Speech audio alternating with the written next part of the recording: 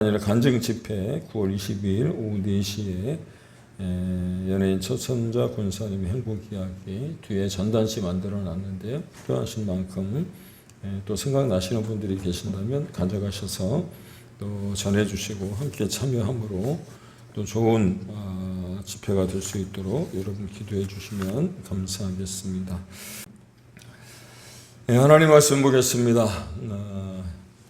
신약성경 401쪽이고요. 요한계시록 3장 1절에서부터 6절까지입니다. 소아시아의 7교회 중에 5번째 교회인 사대 교회에 대한 교훈입니다. 오늘 본문이 모두 6절이고 또 6절을 여러분과 함께 봉독을 했는데 함께 봉독하시면서 발견하신 게 있으실까요? 이 사대 교회는 뒤에 나올 라오디게아 교회와 더불어서 칭찬은 없고 책망만 있는 교회이더라는 거죠. 특별히 사대 교회는 사도 요한이 주님을 7 영과 7 별을 가지신 분으로 소개하자마자 다짜고짜 사대 교회의 문제점에 대하여 지적하시는 모습을 볼 수 있다는 겁니다. 앞서 살핀 다른 교회들은 그래도 잘한 모습이 있었죠. 칭찬을 받는 모습이 있었다는 거예요. 그런데 사대 교회는 그런 모습은 없고 아주 민망할 정도로 혹독하게 비판을 받는 모습이 본문에 기록이 되어져 있습니다. 내가 살았다 하는 이름은 가졌으나 죽은 자로다.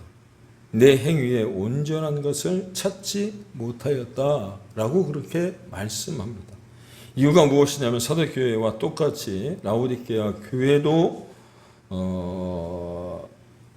같이 책망했던 부분이 무엇이냐면 바로 행위를 아신다라고 하는 거예요.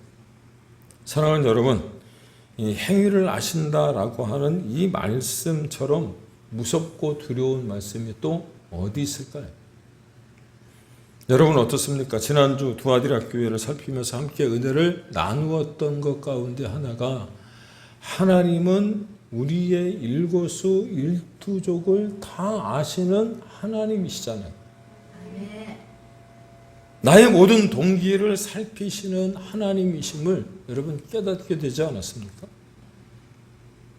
그렇습니다. 하나님은 어떤 분이시냐? 시편 33편 13절에 보니까 하늘에서 구워보사 모든 인생을 살피시는 하나님이시라고 말씀하시더라는 거예요. 뿐만 아니라 다윗은 시편 139편 1절과 2절에서 이렇게 고백합니다. 여호와여 주께서 나를 살펴보셨으므로 나를 아시나이다. 주께서 내가 앉고 일어섬을 아시고 멀리서도 나의 생각을 밝히 아시오며 나의 모든 길과 내가 눕는 것을 살펴보셨으므로 나의 모든 행위를 익히 아신다라고 말합니다.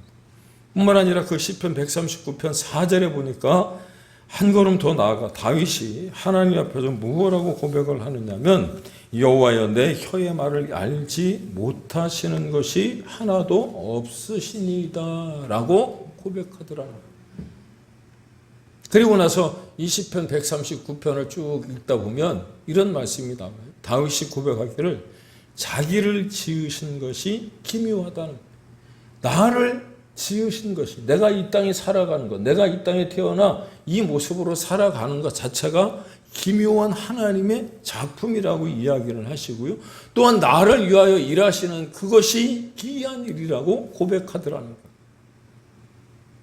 사랑하는 여러분, 하나님이 우리를 이 땅에 태어나게 하시고 또 이 땅에 살아가게 하시며 나를 어떤 모습으로 살아가게 하시든 하루하루를 살아갈 수 있도록 하나님의 자녀로 살아갈 수 있도록 그 하신 그 일이 기묘하신 일이고 또 기묘자 그 하나님이 하시는 그 일은 기이한 일인 줄로 여러분 믿으시기를 바랍니다.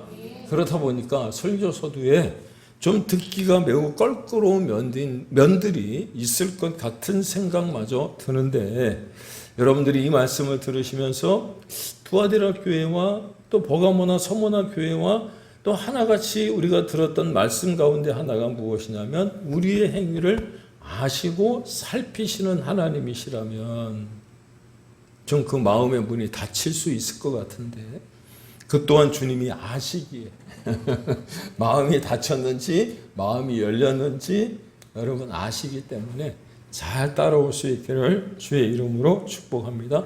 그리고 하나님이 오늘 우리에게 들려주고 싶어 하시는 그 주의 음성을, 그 메시지를 듣게 되는 그 귀가 열려지길 다시 한번 주의 이름으로 축원을 드립니다. 그런데 어찌하여 사대교회는 이렇게도 혹독한 비난과 비판과 어떤 그런 책망을 들어야 했을까? 말씀을 준비하면서 찾아본 사대교회의 배경들이 있었습니다. 그런데 사대교회에 여러 가지 특징 지을 만한 배경들이 있었음에도 불구하고 제 눈에 딱 들어오는 하나 특이한 것이 있었는데 이 사대라고 하는 도시를 황금의 도시라고 불렀다는 거예요. 황금, 그러니까 벌써 눈이 탁 뜨잖아요. 다른 여러 가지 특징 지을 만한 것들이 많았음에도 불구하고 황금의 도시라고 했다면 여러분 연상되어지는 게 무엇입니까? 그만큼 돈이 많았을 것이다 라고 생각이 드는 거죠. 그러므로 추측해 보건대 이 사대라고 하는 도시에 세워진 사대교회 또한 물질적인 풍요를 누리지 않았을까 그런 생각을 해보게 되어지는 거예요. 목사가 이런 말씀을 드리면 세속적이라고 여기실 수도 있을지 모르겠습니다. 교회에도 물질이 또 재정이 빵빵하면 얼마나 좋을까요? 왜냐하면 교회에서 하고 싶은 일이 굉장히 많거든. 할 수 있는 사역들이 굉장히 많거든. 하지만 돈이 없어서 물질이 부족하다 보면 하고 싶은 일도 제대로 하지도 못하고 할 수도 없기에 위축될 수밖에 없어요. 그런데 이 부를 누리던 사대라고 하는 도시 안에 살던 부자들이 교회 안으로 유입이 되어 그리스도인들이 되었다면 그들이 드린 헌금과 물질로 인하여 활발한 활동이 교회 안에서 일어났을 것이라는 거예요. 왜? 하고 싶은 일이 많고 해야 될 일들이 많았기 때문에 선교하고 구제하고 나누고 돕는 모습이 초대교회의 모습이었듯이 아마도 이 사대교회도 그렇게 하지 않았을까 싶습니다. 그럼에도 불구하고 칭찬은 없고 하나님이 그들을 향하여 책망하신 것이 무엇이냐면 다시금 2절을 보시면 뭐라고 되어 있어요? 하나님 앞에 내 행위에 온전한 것을 찾지 못했다는 거예요. 이게 도대체 무슨 말인가? 한 일을 안 한 것도 아닐 텐데 선교하고 구제하고 나누고 돕는 모습이 역동적이었을 것 같은데 그 일에 대하여 칭찬하시기보다는 책망하셨다. 무슨 그리 섭섭한 말씀을 하셨을까 생각을 해보니까 그 이유는 다름이 아니라 언젠가도 말씀을 드린 것 같은데 포장지만 요란한 거예요. 선교하고 구제하고 나누고 돕는 모습이 하나님의 영광을 드러내기 위한 것이 아니라 교회의 이름을 드러낸다든가 아니면 그것을 하는 사람의 어떤 그 사람이 높아지려고 했던 모습들이 있지 않았을까. 그래서 겉으로 보기에 너무도 좋아 보이는데 속을 들여다보니까 거의 썩어 있더라고 하는 거죠. 소위 성경에서 말하는 것처럼 회칠한 무덤과 하나도 다를 바가 없다는 거예요. 불꽃 같은 눈을 가지신 그 주님이 봐도 죽은 건지 살아있는 건지 잘 모르시겠다라는 거죠. 그래서 물으시는 거예요. 오늘 설교의 제목입니다. 죽었니? 살았니? 그래. 사대교회 안에 물질이 많다 보니까 아마도 그들 안에 이런 생각들이 팽배해져 있었을 것 같은 생각 또한 들었습니다. 요즘 말로 말하면 이런 거예요. 돈이면 다 돼. 돈이면 다냐가 아니고요. 돈이면 다 돼. 돈이면 안 되는 게 없어. 어제 그 굿파트너 보셨어요? 굿파트너 맨 마지막 장면에 그 살인죄로 15년 판결을 받고 난 다음에 그 살인자가 뭐라고 외쳐요? 판사한테 너 돈 얼마 받았어? 내가 그 돈보다 더 많이 줄 테니까 이 재판 다시 하잖아. 돈이면 다 돼. 돈이면 다 돼. 걱정하지 마라. 그런데 여러분 정말 그런가요? 돈이면 안 되는 게 없을까요? 그런 말 있잖아요. 돈으로 좋은 침대는 살 수 있지만 편안한 잠은 잘 수 없다는 거예요. 그렇게 사대교회가 주님으로부터 책망을 받게 된 가장 큰 이유, 저의 생각이 틀렸으면 하는 바람이 있지만 아마도 돈이면 다 된다라고 하는 생각이 그들 안에 팽배해져 있었던 것은 아닐까.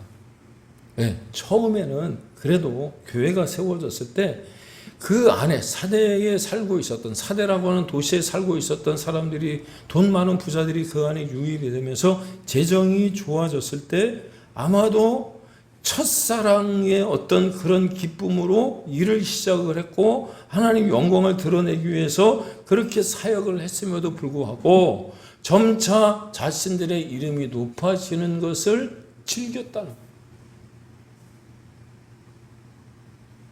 아유, 그 모든 것이 다 하나님의 은혜지 뭐 라고 이야기는 하는데, 뒤에도 말씀을 드리겠습니다만 아마도 이 사대교회 안에 그런 생각이 들었던 것 같아요.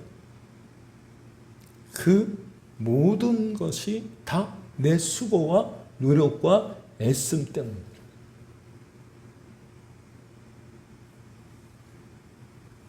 그렇습니다. 두 아들의 교회처럼 조금씩 내적 부패와 더불어 안일함이 싹트고 있었던 이 사대교회. 그래서 만약에 이런 어떤 부와 어떤 그 물질적인 그 풍요로움을 누리고 있었다면 여러분들은 뭐라고 고백하셨을까요? 그래요. 우리는 아마도 다 여기 계신 분들은 그 모든 것을 다 하나님이 하셨습니다 라는 고백을 드리지 않았을까요? 그런데 사대교회 성도들 중에는 시간이 흐르면 흐를수록 하나님이 하신 게 아니라 자신들이 그 모든 것을 다 이루었다고 생각하고 또 그런 일들을 하다 보니까 하나님이 하셨던 책망이 뭐예요? 내 행위가 옳지 못하다는 거예요. 그래서 본문을 묵상하는 가운데 최근에 교회들을 염려하는 말 가운데 들었던 이야기, 우리가 좀 받아들이기는 좀 힘들고 좀 사실 좀 어려운 이야기인데, 교회의 이름을 가지고 겉으로 아주 활발하게 움직이는 교회라고 할지라도 죽은 교회가 있더라고요. 명목상 이름은 정말 화려함에도 불구하고 좋은 이름을 가졌음에도 불구하고 그렇지 못한 교회들이 있더라고 하는 거예요. 그래서 리처드 헬버슨 목사가 했던 말이 기억이 나서 제가 저기다 적어놨어요. 처음에 교회는 살아계신 그리스도를 주님으로 따르는 사람들의 모임이었어요. 점차 교회가 그리스도로 이동하면서 철학이 되었고요. 로마로 옮겨가 제도가 되었으며 유럽으로 넘어가 문화가 되었고 미국으로 건너가 기업이 되었다라고 말입니다. 그런데 이 말에 한국 목사님 한 분이 더 추가를 하셨어요. 한국에 들어와서 교회는 재벌이 되었다. 재벌. 대기업이 되었다. 그만큼 변질이 되었다는 거죠. 교회 이름을 가지고는 있지만 사실 어떤 하나님의 사역은 사라지고 온통 비즈니스로 남아있는 교회들이 있더라는 거예요. 그런데 교회만 그러냐, 교회만. 아니, 성도들 중에도 그런 성도들이 있더라는 거예요. 열심히 신앙생활을 하는 것처럼 보이기는 해요. 그런데 명목상 그리스도인, 열심히 신앙생활을 하고 있는 것 같이 보이지만 실상은 거의 죽은 신앙을 가지고 있는 것과 같은 그런 사람들이 있더라고 하는 거죠. 단도직입적으로 말씀을 드리면 겉으로 드러난 화려함이 중요한 게 아니라는 거예요. 그렇다면 좋은 교회는 어떤 교회이고요? 또 성도다운 성도라고 말할 수 있느냐? 그렇습니다. 교회 안에 사랑과 믿음과 인내가 있어야 하는 줄로 믿습니다. 그리고 그런 성도들이 모인 교회가 좋은 교회. 눈으로 보여지는 기적이 나타나지 않아도 괜찮습니다. 우리가 하나님 앞에 그렇게 찬양하잖아요. 진정한 예배가 숨쉬는 교회. 주님이 주인 되시는 교회, 말씀이 살아 움직이는 교회, 그런 교회, 이런 교회 되기를 원합니다. 라고 우리가 찬양하며 하나님 앞에 기도하지 않습니까? 그래 놓고는 화려한 교회, 몸집이 큰 교회, 뭔가 좀 시스템이 돌아가는 교회, 그런 교회가 좋은 교회라고 생각이 든다는 거예요. 그런데 하나님은 오늘 말씀도 그렇고 다음 주에 볼 빌라델비아 교회도 그렇고요. 여러분 비록 작지만 비록 작은 신앙일지라도 일깨우는 신앙을 가진 성도들이 있는 교회가 좋은 교회인 줄로 깨닫기를 바랍니다. 그래요. 하나님의 말씀이 좋아서 그 말씀을 따라 모이며 그 말씀을 쫓아가는 성도가 모인 교회가 진정한 교회라고 하는 거예요.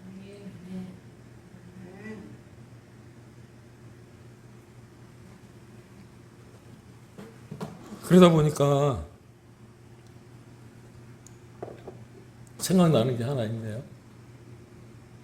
여러분 목회자가 앞에서 설교를 할 때 어떤 설교자가 좋은 설교자고 탁월한 설교자일까요?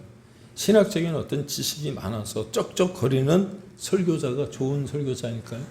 아니면 명스피치, 달변의 어떤 뭐라 그럴까요? 그 말을 내뱉는 설교자가 더 좋은 설교자일까요? 제가 생각하기에 제가 늘 목회자 저뿐만 아니라 아마 다 목사님들이 고민을 가지고 있을 텐데 어떻게 하면 설교를 잘할 수 있을까? 그거 고민하잖아요. 근데 최근에 책을 보면서 제가 봤던 글 가운데 하나가 무엇이냐면 좋은 설교자는 말이 좀 어눌해도 괜찮다는 거예요. 말이 더 달변이면 더 좋고요. 그런데 그 설교를 통해서 하나님과 성도들이 만날 수 있도록 그 말씀을 전하는 설교자가 좋은 설교자예요.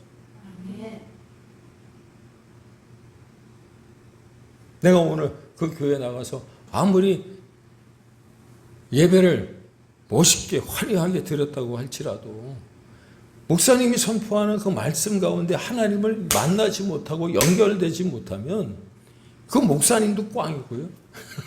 성도님도 꽝인 것 같아요.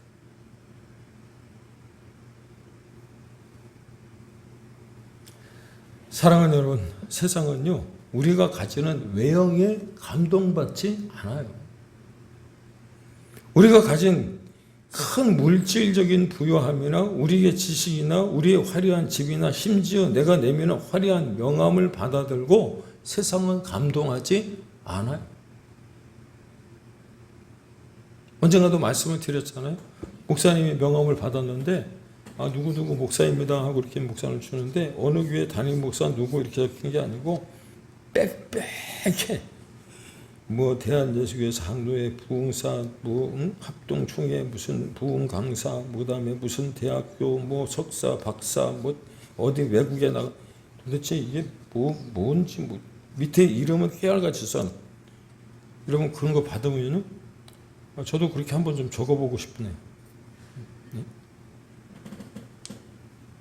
화려한 명함 받아들고 세상은 감동하지 않아요.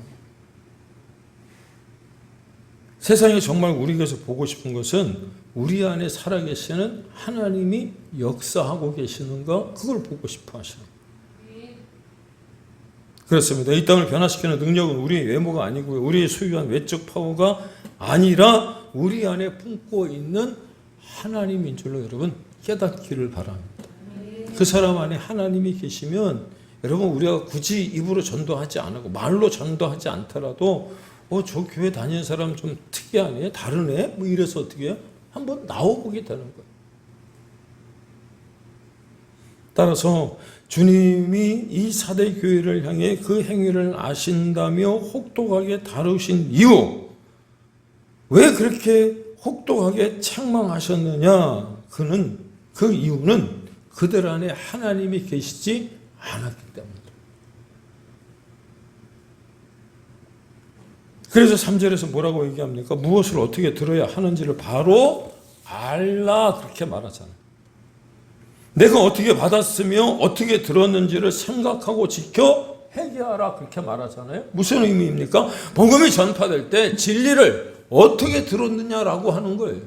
그냥 귓등으로 들었는지 마음으로 들었는지, 그 말씀의 씨앗이 마음판에 심겨져서 100배, 60배, 30배의 열매를 맺었는지, 그 말씀의 씨가 뿌려질 때에 옥토에 뿌려졌는지 아니면 가시밭에 떨어졌는지, 온갖 물질과 재리와 염려로 가득한 가시밭 위에 그 말씀의 씨앗이 떨어지면은요 아무 소용이 없는 거예요. 그런데 복음이 전파될 때 진리를 어떻게 받아들였는지 우리가 한번 생각해 볼 문제는, 우리가 제대로 듣지도 않았고요. 창세기 19장에 보면 소돔과 고모라가 멸망할 때에 롯이 그의 사위들에게 뭐라고 얘기를 했어요? 이제 이 소돔과 고모라는 멸망할 것이다. 불과 유황으로 심판을 받을 것이라 그랬을 때 롯의 사위들이 농담으로 여겼다. 농담으로. 사랑하는 여러분, 하나님의 말씀은 살았고 운동력이 있는 줄로 믿으십니까? 모든 성경은 하나님의 감동으로 된 것으로 믿고 계십니까? 그렇습니다. 하나님의 말씀은 하나님의 사람으로 하여금 온전하게 하고 모든 선한 일을 행할 능력을 갖추게 함에도 불구하고 교훈과 책망과 바르게 함과 의로 교육하기에 마땅한 그 말씀을 여러분 정성껏 내 그릇 안에 담은 게 아니고요, 허투루 들었다. 허투루. 그래서 우리가 하는 말이 있잖아요. 머리에서 가슴까지 내려오는 요 한 30cm의 그 거리의 여행이 세상에서 가장 먼 여행이라고. 왜? 알기는 많이 알아. 그런데 행함이 없어. 하나님의 말씀을 늘 들음에도 불구하고 그 이야기를 마음판에 새기질 못하니까 안타까운 일들이 드러나는 거예요. 보세요. 이 소아시아의 7교회를 이렇게 계속 설교를 하면서 여러분들이 그 말씀을 보실 때마다 눈여겨보셨으면 아실 것 같은데, 유심히 보셨다면 금방 발견할 수 있을 것 같은데, 그 똑같이 반복되는 말씀 한 구절이 있더라는 거죠. 어떤 말씀입니까? 성령이 교회들에게 하시는 말씀을 들을지어다. 여러분, 이 말씀을 계속해서 반복하는 거예요. 반복하는 이유가 무엇입니까? 중요하기 때문에. 중요하기 때문에. 또 하나는 무엇이냐면 한 번 말했는데 말을 안 듣는 거예요.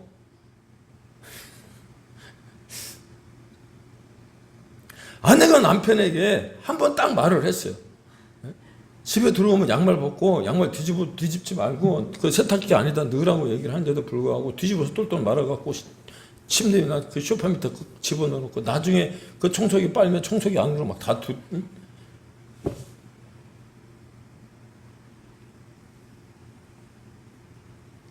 남편에게 그렇게 딱 한 번 말했는데 늙어 죽을 때까지 잘하는 사람이 얼마나 좋을까요? 그런데 말을 안 들어. 그러니까 그 말을 계속해서 반복하는 거예요. 여러분, 주님이 우리에게 향하여 말씀하실 때 그 말을 한번 딱 듣고 그 말씀을 따라 순종하며 실천을 했다면 여러분 가지고 계신 그 성경이 그렇게 두껍지 않았을 것 같아요.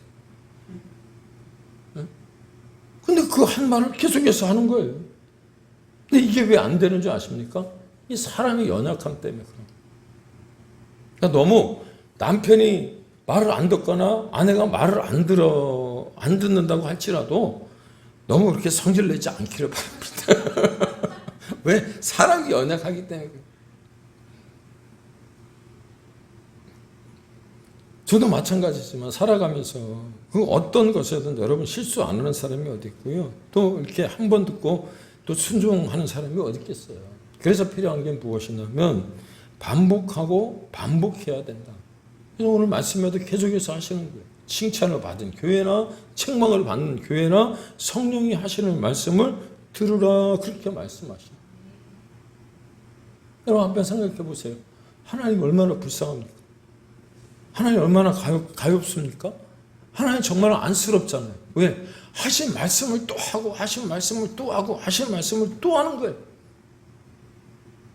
근데도 성질 한 번 안 내요. 우리는 야 도대체 내가 몇 번 말했는데 너는 그 말도 듣지 않느냐? 라고 생각이 들면 자존심도 상하고 성질도 나지만 그래서 얼굴을 붉힐 수 있는데 하나님은 전혀 그러시지 않고요. 오히려 신명기 6장인가에 보면 뭐라고 되어 있어요? 쉐마 이스라엘, 들으라 이스라엘이요. 그러면서 계속해서 말씀하시는 여호와께서 이르시되 심지어 쉐마 이스라엘이요 들으라 라고 말씀하시는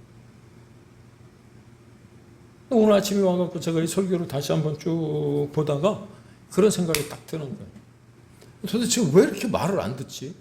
그리스도인들이 점차 하나님의 말씀을 안 듣는 이유가 뭘까?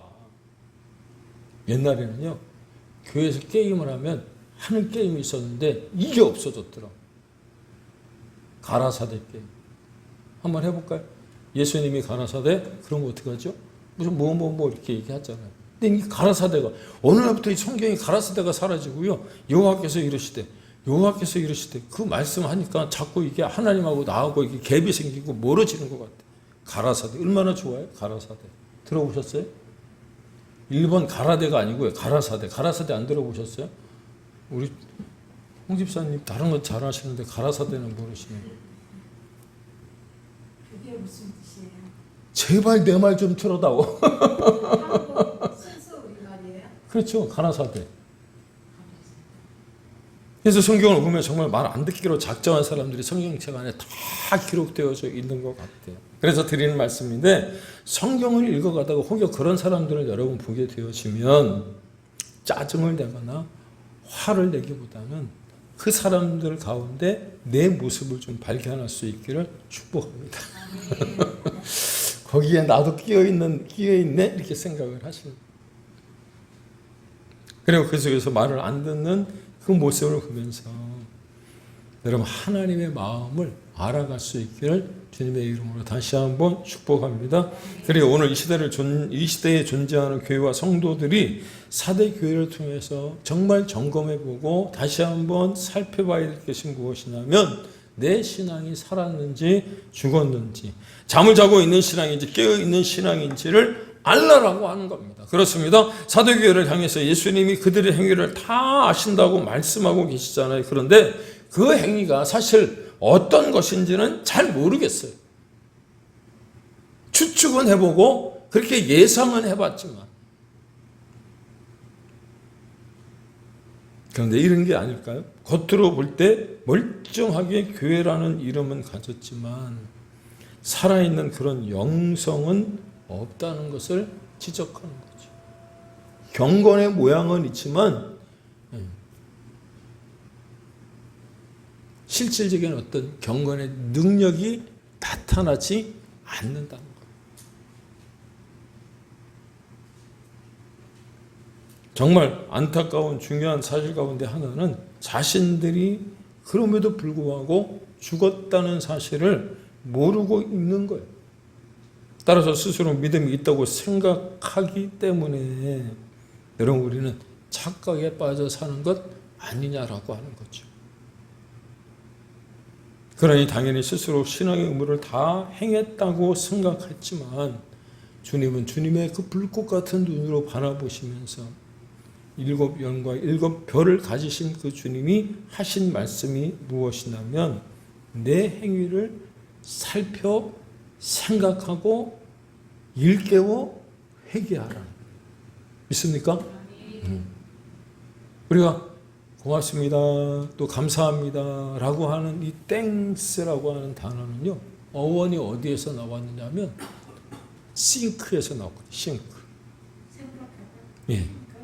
싱크라고 하는 단어를 여러분 생각한다라고 생각을 했을 때 우리가 그렇게 여겼을 때 누구를 생각하는 거죠? 하나님을 생각하면 그 모든 것이 감사할 수밖에 없는 거예요. 설교서도에 말씀을 드렸잖아요. 나 같은 자를 만드신 그 하나님을 생각하니 다윗이 그랬다 그랬잖아요. 참 기묘자 하나님, 기묘하신 일이다. 그리고 나 같은 자를 위하여 일하시는 그 하나님을 생각을 해보니까 기이할 뿐이라는 거예요. 그렇게 생각하니 감사가 나올 수밖에 없는 거죠. 그런데 우리는 그 생각이 딱 멈추어져 있으니 이 사대교회 성도들에게 주님이 하신 말씀이 무엇이냐? 그런 껍데기가 아니라 정말 살아가는 자로, 정말 살아있는 자로 우리가 해야 될 일이 있는데 하나님의 말씀으로 깨어 일어나야 한다는 것을 가르쳐주고요. 그래서 생각하고 지키고 회개하라고 3절에서 말씀하시는 겁니다. 그렇습니다. 우리가 처음 이 소아시아 7교회를 배우면서 우리가 알아갔던 예배소 교회에 주님이 하셨던 권면이 무엇이냐면 첫사랑을 회복하라고 말씀하셨던 것처럼 과거에 내가 하나님의 말씀을 받을 때 내가 주를 처음 만났을 때 그 첫사랑을 회복하고 혹시 내가 어디서 잃어버렸는지를 생각하면서 그때 나의 삶이 어떠했는지 기억을 더듬어 간다면 하나님 앞에 감사할 수밖에 없기 때문입니다. 여러분, 우리의 신앙은, 우리의 삶은 일깨어 죽은 신앙이 아니라 살아있는 신앙이 되어지고 그래서 하나님의 말씀을 받는 우리의 자세가 달라진다면 하나님의 마음이 있는 그곳에 우리의 마음도 있게 되어지는 줄로 믿습니다. 그럴 때 요한계시록 3장 5절 오늘 본문에 뭐라고 합니까? 이기는 자라, 이기는 자. 그리고 그 이기는 자는 곧 흰옷을 입을 것이요 내가 그의 이름을 생명책에 기록하고 지워버리지 아니하며 그의 이름을 내 아버지 앞에서 그분의 천사들 앞에 그분 앞에서 시인할 것을 약속해 주시잖아요. 오늘 이 약속의 말씀을 붙들고요. 우리의 신앙이 죽은 것이 아니라 깨어 일어나 생각하고 잃어버린 그 첫사랑을 회복해 가면서 여러분 물질이 아니라 돈이 아니라 오직 내 삶을 인도해 가시는 하나님 여러분 기억하시고 교회만 다니는 게 아니라 내가 교회로서의 사명을 이루어가는 우리 믿음의 큰사랑교회 성도들이 다 되시길 주의 이름으로 축복합니다.